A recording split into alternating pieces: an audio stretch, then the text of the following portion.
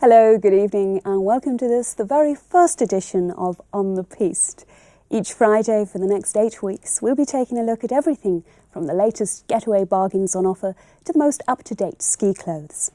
Now each year over 1 million people ski all over Europe and as far afield as North America. Whole industries have been set up all over the world to cater for these people, many of whom are also hunting around for the very best package deals. So it'll come as no surprise to you that On the Piste is here to cater for all these tastes. In the past, lots of first-time skiing holidays have been ruined because people have just not been properly prepared. And that's exactly where we come in. In a moment, I'll be joined by ski instructor Phil Smith, and amongst other things, we'll be discussing whether you should hire or actually buy your kit. And in our weekly look at ski innovations, we'll see a new £150 million ski dome on the outskirts of Tokyo. But now let's start with a glimpse at the very latest holiday offers.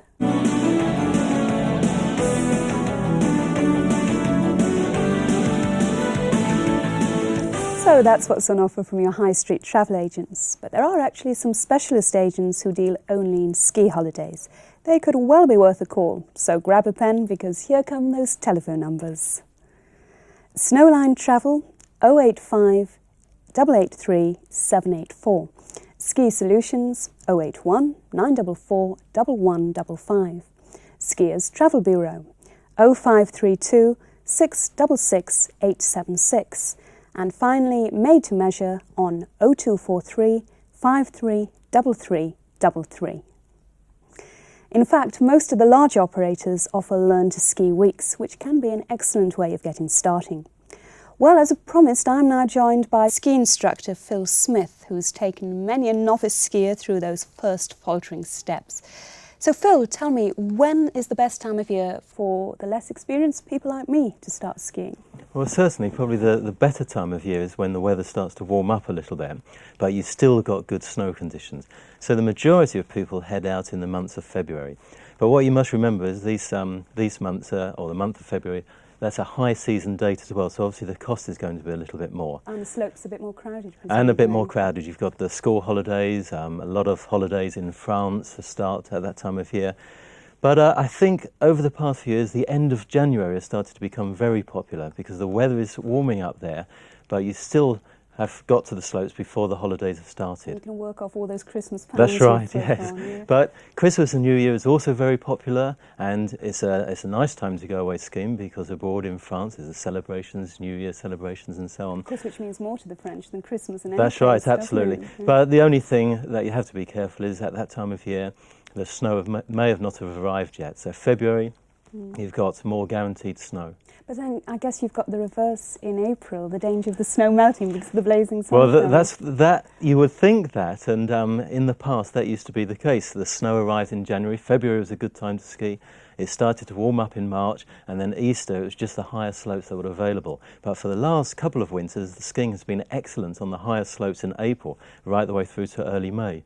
And I suppose there's nothing nicer. My lasting memory was of sitting out on the balcony, these wonderful views of the snow-clad slopes, blazing sunshine, eating your wonderful, wonderful meal before going back to the slopes in the afternoon. I mean, that is part of the attraction, isn't it? It's not just the skiing. Yes, absolutely. In fact, I've known many people that continue to go on skiing holidays that don't actually do much skiing, just simply because they love the life out there. And they might potter around on their skis, but as you say, at that time of year, to sit in the sun and relax with an apple strudel and ice cream, can be very, very inviting. But what about people's paranoia about skiing? I'm a total novice, and people mention these runs, black runs, and goodness knows what else. What sort of runs? What does all that mean? Well, you have to be very careful. The runs are graded, and they're graded in different colours. You have the nursery slopes, which are green runs, going through to beginners, which are blue runs, intermediates, red runs, and the black runs the more difficult runs for advanced skiers are the black runs. And presumably you always go with a guide on those, do you? I hope so, you should do, but you have to be careful. If you're going away skiing, just watch the boyfriend that says, "Come on, follow me, this is easy." And after a couple of days on skis, you can easily be led astray and go down a run which is far too difficult for you. And there must be better resorts for beginners, I presume, than for other levels. Yeah. Certainly. It would be a good idea to get some advice before going skiing about which resorts, because some resorts don't have very good nursery areas for beginners, whereas some resorts have excellent nursery areas. And the best place to get advice would probably be at the local dry slope. What about all this off-piste stuff? Now, I'm really getting into the jargon here. What does that mean? Well, off-piste skiing is one of the ultimate experiences in skiing, but recommended for advanced skiers only. That's where the slopes haven't been pisted, they haven't been flattened for the recreational skiers and for all the skiers. The snow, the freshly fallen snow, has been left to the side of the piste, and therefore you're skiing off-piste in what we term powder snow, hopefully, which is very light and fluffy, where you're actually skiing in the snow as opposed to on top of the snow. For experts like yourself, presumably, yes? Well, certainly.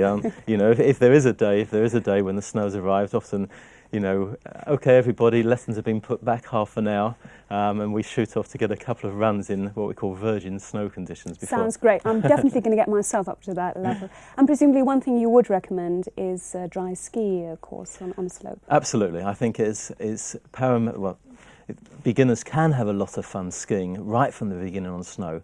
But to be honest, you save so much time by going to a dry ski slope. You can learn to get the boots on, get the skis on and off. Even 1 hour or 2 hours at a dry ski slope can save a lot of time. But in these days, all the slopes offer a course of 6 or 7 lessons on a dry ski slope, and people can learn the basics before going out to the snow. Great. Well, in fact, that's exactly where I shall be heading throughout the series to take my very own first faltering steps, something I'm sure will give everybody a good laugh. So, just how do the dry ski slopes compare to the real thing? We went along to one at Uxbridge, West London, to find out. Obviously on snow it's going to be faster, it's going to be less technical. On this stuff it's more technical, you have to know what you're doing more. On snow it's a bit more forgiving. We do lessons throughout the year. We run beginners courses in summer and winter. Obviously in winter a lot more people come down. In the summer it's quieter, it's more fun to learn then. In the winter it's mainly beginners, people who've never been skiing before. Most of our work is with beginners. In the summer it tends to get more the devoted skier, the racers, people who want to improve on what they did from last year. When they want to go back out next year, they don't want to be just as good as they were last year, they want to be better.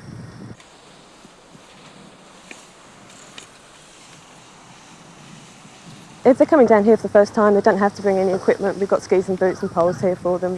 We just ask them to bring protective clothing, that's it. Jackets we don't hire out for people who ski here, but obviously, you know, when you're going away on holiday, we can sort something out for you there. We have qualified first aiders. They're virtually about a third of the instructors are qualified first aiders. There's always first aiders who are around. Well, I can't wait to get going. That's really inspiring me. But Phil, one thing that does bother me, and that's the clothes. Am I going to have to be fashionable? Do I need a huge outlay and wonderful and weird numbers? Not really, no, it's not necessary. Only if you're very fashionable conscious should you run out and get all the latest equipment. But to be honest, if you're thinking of going skiing for the first time, it's far better to hire the equipment in the resort.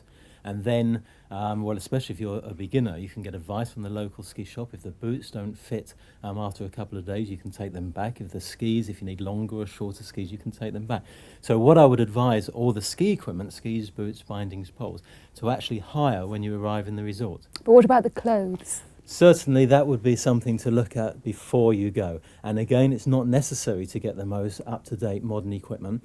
Like myself, when I first went skiing, I got some old waterproof clothing out of the cupboard and gave them a quick spray with a waterproofing spray. And I even borrowed my mother's tights. You must have looked great. Which went under the clothes, which went under the waterproofs. So I didn't have to spend out any money at all. But I was very young. But if you can go to shops like C&A and you can pick up a ski suit for £100. But you could also hire equipment if you wanted to. And they're not all rags and flea-ridden. No. There's a whole range. You can spend from about £50 to £100, or go even further up. And some of the ultra-modern ski clothes actually retail for about £400 for a ski suit. Oh, goodness. Well, quite a range. Now, let us show you some examples of the sort of thing we have for this particular season.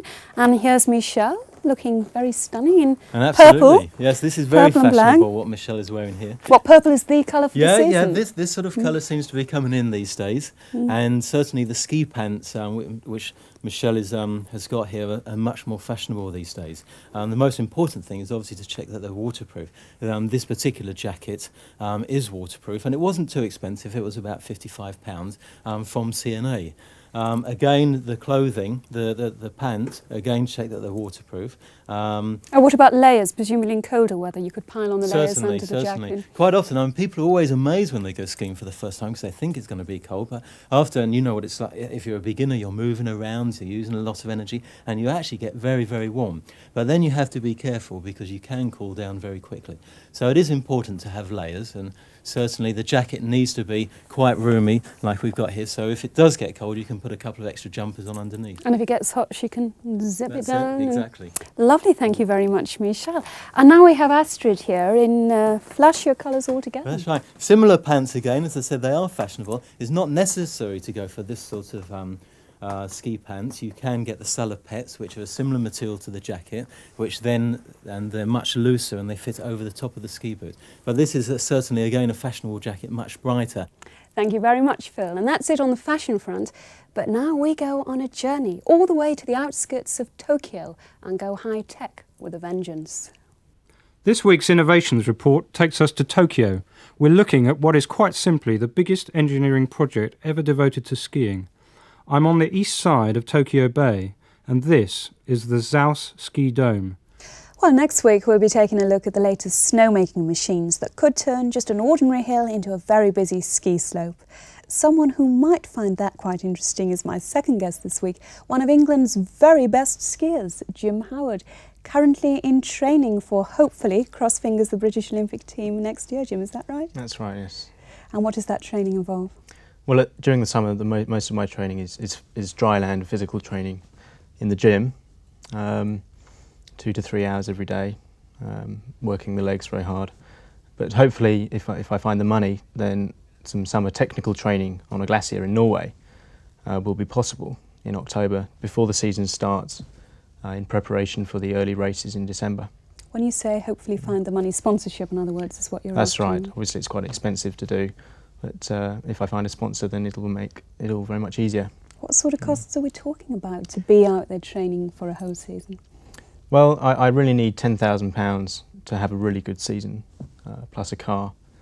And then I could really go out there and do what I need to do. And I would be very confident of getting a place in the British team next year. Well, part of what you're involved with at the moment is Ski High School, which is a British skiing academy. Now that to me sounds quite unusual, a British skiing academy. Is it the only one? Well, that's right, it is the only one, and it's really the only way that Britain is ever going to have any really good ski races, because to be at the same standard as the Europeans and the rest of the world, the kids from Britain need to be out there under 16 training at that level, and that means being on snow for 6 months every year. What, the French, the Germans, the Swiss, they all go to their academies? That's right. I mean, to start with, they have their own mountains, so they can do the job in their own country, and they have their own setups there. Of course, straight away we're under a disadvantage, aren't we? We have to get across there to Absolutely, the snow. that's right. So that's why we've had to go and set up base in France, where we operate from. And how long has that been going? We've just finished our 5th season, and things now are starting to happen very nicely.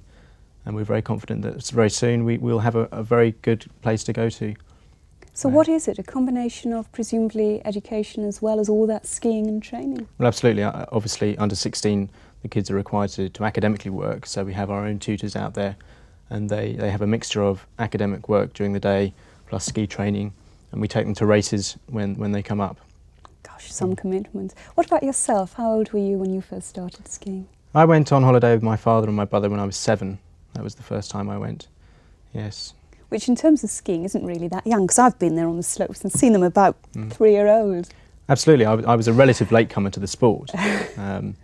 But I've been lucky to have had Ski High School to get me this far. Right, well, I'm pleased to say we've got footage, video 8, of you in action. Do you mind just taking us through that? Absolutely. So here you come, zooming down the slope. This is training slalom in Flen, where we're based. And the idea is to get very close to the gates so that you're taking the quickest, straightest line. And you can see that the gates are springing back up afterwards because they're sprung loaded.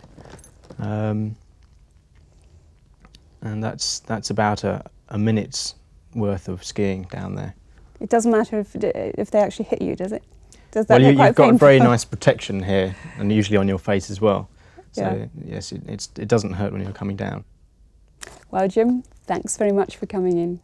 Now, in a moment, we'll be going over to Martyn Davies for a weather report. But first, a look at the latest conditions on the slopes. Well, hopefully during the course of the programme we've given you some helpful and useful hints if you're thinking of venturing out onto those slopes. But now it's time to find out what weather you can expect. And here to tell us is one person who I think should join me in my skiing lessons. Martyn. I've been going downhill for years, Sean, but I'll come along. You'll need someone at the bottom of the hill with the first aid kit.